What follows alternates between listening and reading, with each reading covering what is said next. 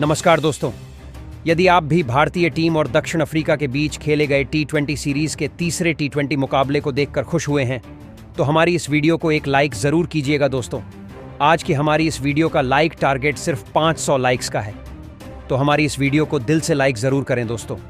बता दें कि भारतीय टीम अभी दक्षिण अफ्रीका के दौरे पर है, जहां भारत और दक्षिण अफ्रीका के बीच 4 मैचों की T20 सीरीज खेली जा है, जिसका तीसरा मुकाबला आज खेला गया, जिसमें दोस्तों अभिषेक शर्मा का ऐसा तूफान देखने को मिला जिसने दक्षिण अफ्रीका के परखच्चे उड़ाकर रख दिए, जिसके बाद भारतीय गेंदबाजों वरुण चक्रवर्ती और रवि बिश्नोई ने भी अपना कमाल दिखाते हुए दक्षिण अफ्रीका की टीम को ढेर कर डाला और सीरीज का तीसरा मुकाबला भारतीय टीम ने अपने नाम कर लिया।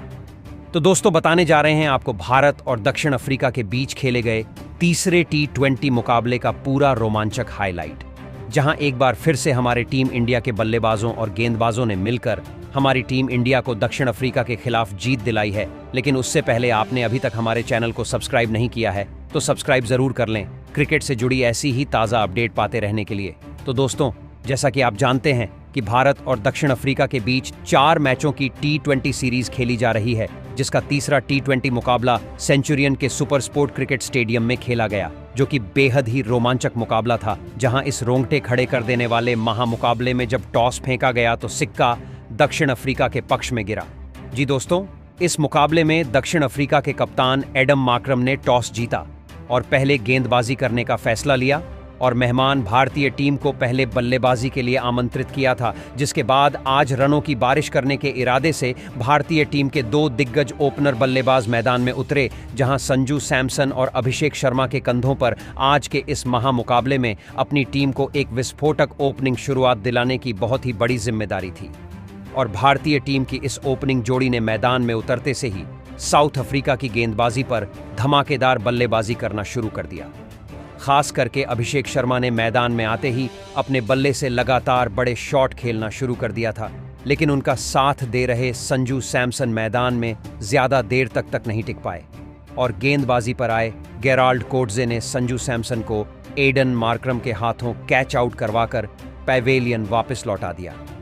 संजू सैमसन 8 गेंद में बस 10 ही रन बना पाए और फिर संजू सैमसन के जल्दी आउट हो जाने के बाद अब भारतीय कप्तान सूर्य कुमार यादव बल्लेबाजी करने मैदान में उतरे थे और सूर्य कुमार यादव ने भी आते ही एक चौका और एक शानदार छक्का लगाकर अपनी पारी की शुरुआत की थी।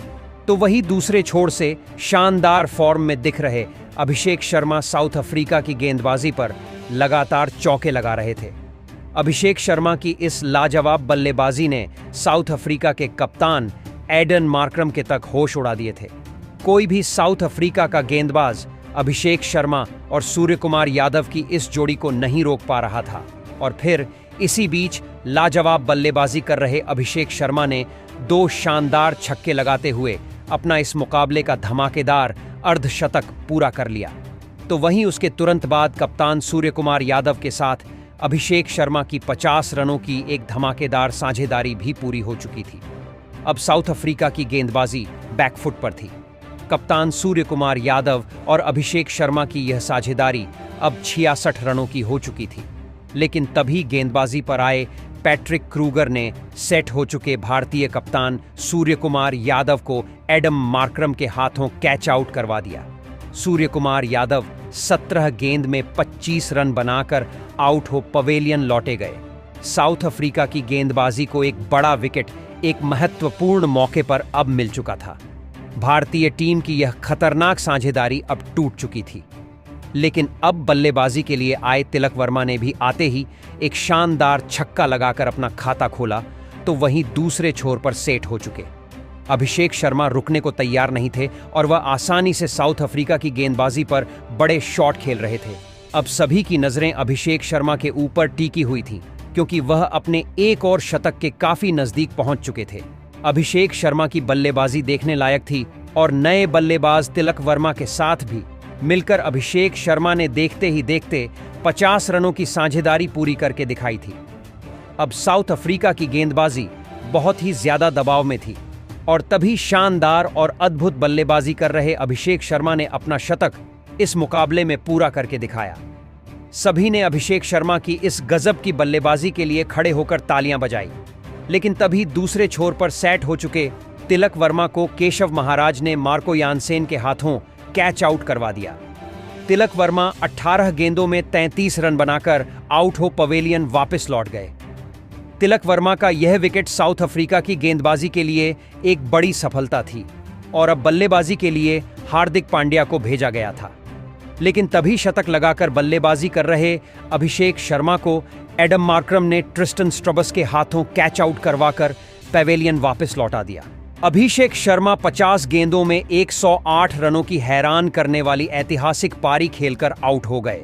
साउथ अफ्रीका की गेंदबाजी को अब भारतीय टीम का सबसे बड़ा विकेट मिल चुका था। अब बल्लेबाजी के लिए रिंकू सिंह मैदान में उतरे थे और रिंकू सिंह ने भी आते ही एक शानदार चौका लगाया और अपना खाता खोला।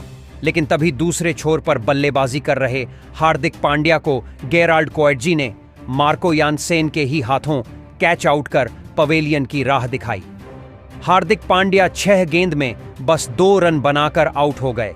अंत के ओवरों में भारतीय टीम का मध्य क्रम कमजोर दिखने लगा था। अब बल्लेबाजी के लिए अक्षर पटेल आए थे और फिर अंत में रिंकू सिंह और अक्षर पटेल ने भी कुछ बड़े शॉट साउथ अफ्रीका की गेंदबाजी के खिलाफ खेले। लेकिन तभी गेंदबाजी पर आए गेराल्ड कोएट्जी ने रिंकू सिंह को हेनरी क्लासेन के हाथों कैच आउट करवा दिया। रिंकू सिंह 10 गेंद में 11 रन बनाकर आउट हो गए। लेकिन उनके बाद बल्लेबाजी पर आए अर्शदीप सिंह ने आते ही एक शानदार चौका लगा दिया था। लेकिन मुकाबले के अंतिम ओवर में अक्षर पटेल को मार्को यानसेन ने ट्रिस्टन स्ट्रबस के हाथों कैच आउट करवा दिया। अक्षर पटेल 7 गेंद में 7 रन बनाकर आउट हो गए, जिसके बाद आखिरी की कुछ गेंदों में रवि बिश्नोई और अर्शदीप सिंह ने थोड़े बहुत रन टीम के स्कोर में जोड़े और इसी के साथ भारतीय टीम ने अंत में 209 रनों का एक बड़ा लक्ष्य साउथ अफ्रीका की टीम के आगे रखा।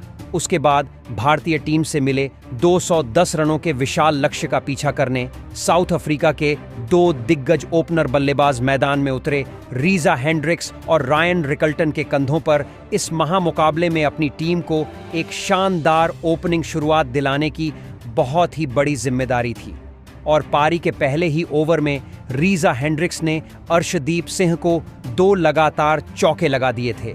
लेकिन उसकी अगली ही गेंद पर अर्शदीप सिंह ने रीजा हेंड्रिक्स को संजू सैमसन के हाथों कैच आउट करवा दिया। रीजा हेंड्रिक्स इस मुकाबले में 4 गेंद में बस 8 ही रन बना पाए और आउट हो गए। रीजा हेंड्रिक्स के पहले ही ओवर में आउट हो जाने के बाद अब बल्लेबाजी के लिए कप्तान एडन मार्क्रम मैदान में उतरे और फिर रायन रिकल्टन और एडम मार्क्रम की इस जोड़ी ने मिलकर एक ताबड़तोड़ साझेदारी भारतीय गेंदबाजी के खिलाफ बनानी शुरू कर दी थी। लेकिन इस साझेदारी को भी भारतीय गेंदबाजों ने ज्यादा देर तक चलने नहीं दिया और गेंदबाजी पर आए आवेश खान ने एडम मार्क्रम को सूर्य कुमार यादव के हाथों कैच आउट करवाकर पवेलियन की राह दिखाई। कप्तान एडम मार्क्रम 11 गेंद में 13 रन बनाकर आउट हो गए। भारतीय टीम की शानदार गेंदबाजी ने साउथ अफ्रीका के 2 बड़े विकेट शुरुआत में ही निकाल लिए थे। अब बल्लेबाजी के लिए हेनरी क्लासेन मैदान में उतरे थे। लेकिन तभी दूसरे छोर पर सेट हो चुके और खतरनाक बल्लेबाजी कर रहे रायन रिकल्टन को वरुण चक्रवर्ती ने तिलक वर्मा के हाथों कैच आउट करवा दिया। रायन रिकल्टन 11 गेंद में 23 रनों की पारी खेलकर आउट हो गए। एक विशाल लक्ष्य का पीछा करते हुए साउथ अफ्रीका की शुरुआत बेहद खराब हुई थी। भारतीय गेंदबाजी इस मुकाबले में शानदार फॉर्म में नजर आ रही थी। अब बल्लेबाजी के लिए डेविड मिलर मैदान में उतरे थे। अब डेविड मिलर और हेनरी क्लासेन की इस जोड़ी पर साउथ अफ्रीका की इस मुकाबले में पूरी किस्मत टिकी हुई थी और इन 2 अनुभवी बल्लेबाजों ने ऐसा ही करके दिखाया और एक मजबूत साझेदारी भारतीय गेंदबाजी के खिलाफ खड़ी करना शुरू कर दिया। लेकिन भारतीय गेंदबाजी भी इन दोनों को हाथ खोलने का ज्यादा कोई मौका नहीं दे रही थी, जिसने साउथ अफ्रीका के इन 2 खतरनाक बल्लेबाजों को तक दबाव में डाल दिया था। साउथ अफ्रीका के बल्लेबाजों की मुश्किलें लगातार बढ़ रही थीं, क्योंकि रिक्वायर्ड रन रेट का दबाव उनको बैकफुट पर धकेल रहा था और इसी दबाव को हेनरी क्लासेन सह नहीं पाए और गेंदबाजी पर आए वरुण चक्रवर्ती ने हेनरी क्लासेन को अक्षर पटेल के हाथों कैच आउट करवा दिया। हेनरी क्लासेन 22 गेंदों में 27 रन बनाकर आउट हो गए। भारतीय गेंदबाजी को अब साउथ अफ्रीका का एक सबसे बड़ा विकेट मिल चुका था और दबाव साउथ अफ्रीका की बल्लेबाजी पर साफ दिखने लगा था। अब बल्लेबाजी के लिए ट्रिस्टन स्ट्रॉबस मैदान में आए थे, लेकिन वरुण चक्रवर्ती ने अपने इसी ओवर में दूसरे छोर पर सेट हो चुके डेविड मिलर को भी आवेश खान के हाथों कैच आउट करवाकर पैवेलियन वापस लौटा दिया। डेविड मिलर 22 गेंद में 20 रन बनाकर आउट हो गए। अब यह मुकाबला पूरी तरह भारतीय टीम के कब्जे में आ चुका था। आधी साउथ अफ्रीका की बल्लेबाजी अब खत्म हो चुकी थी। अब बल्लेबाजी के लिए मार्को यानसेन मैदान में उतरे थे, लेकिन उसके अगले ही ओवर में ट्रिस्टन स्ट्रबस को रवि बिश्नोई ने हार्दिक पांड्या के हाथों कैच आउट करवा दिया। ट्रिस्टन स्ट्रबस 2 गेंद में बस 4 ही रन बना पाए और आउट हो पवेलियन लौट गए। भारतीय टीम की स्पिन गेंदबाजी ने इस मुकाबले में सभी के दिल जीत लिए थे। अब बल्लेबाजी के लिए एंडले सिमलेन मैदान में उतरे थे, लेकिन रवि बिश्नोई ने मार्को यानसेन को भी हार्दिक पांड्या के ही हाथों कैच आउट करवाकर पैवेलियन का रास्ता दिखाया। मार्को यानसेन 8 गेंद में 12 रन बनाकर आउट हो गए। इस मुकाबले में रवि बिश्नोई और वरुण चक्रवर्ती की गजब की गेंदबाजी ने शानदार प्रदर्शन करके दिखाया था। अब बल्लेबाजी के लिए गेराल्ड कोएटजी मैदान में उतरे थे और गेराल्ड ने अंत में थोड़े बहुत बड़े शॉट खेले, लेकिन दूसरे छोर पर बल्लेबाजी कर रहे एंडले शिमलेन को रवि बिश्नोई ने इसी बीच एलबीडब्ल्यू आउट कर पवेलियन भेजा। एंडले 4 गेंद में 6 रन बनाकर आउट हो गए।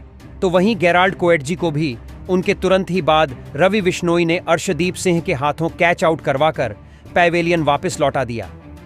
गेराल्ड कोएटजी 23 रन बनाकर आउट हो गए और अब दक्षिण अफ्रीका की टीम का आखिरी विकेट ही बचा था और केशव महाराज मैदान में उतरे, लेकिन वह भी ज्यादा कुछ नहीं कर पाए और आवेश खान ने केशव महाराज को क्लीन बोल्ड करके दक्षिण अफ्रीका की टीम को ऑल आउट कर दिया।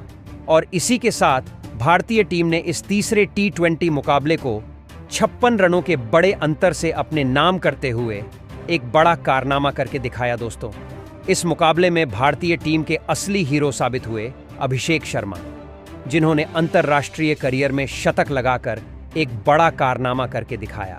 संजू सैमसन ने इस मुकाबले में केवल 50 गेंदों में 214 की स्ट्राइक रेट से 10 छक्के लगाते हुए 108 रनों की शानदार पारी खेली और इसी के चलते भारतीय टीम जीत पाई। तो दोस्तों, आप अभिषेक शर्मा के इस अद्भुत शतक के लिए उन्हें 10 में से कितने अंक देना चाहेंगे? आप अपने राय नीचे कमेंट बॉक्स में हमें ज़रूर बताएं। नए हैं तो चैनल को सब्सक्राइब ज़रूर करें, वीडियो को लाइक और शेयर करना बिल्कुल नहीं भूलें। धन्यवाद।